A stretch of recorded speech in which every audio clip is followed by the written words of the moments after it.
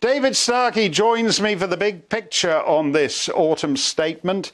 What does it say in the 13th year of Conservative government that this is what we've come to?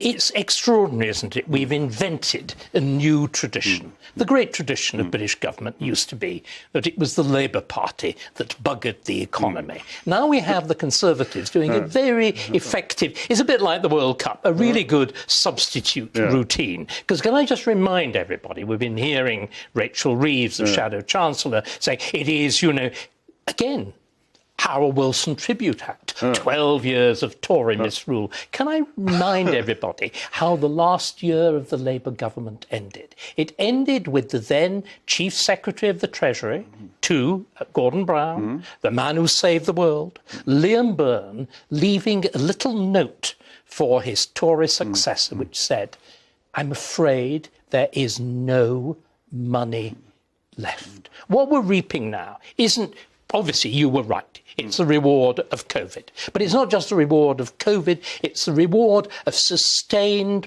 policy mistakes that go right back to 1997.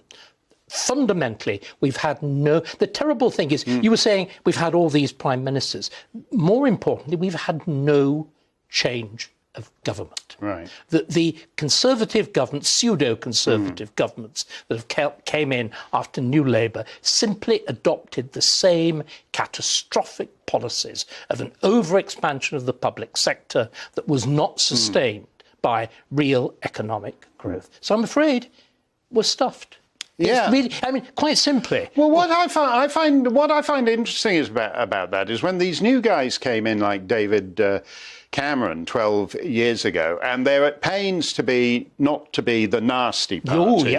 We mustn't be nasty. As Theresa May said. We must be. Can I say that?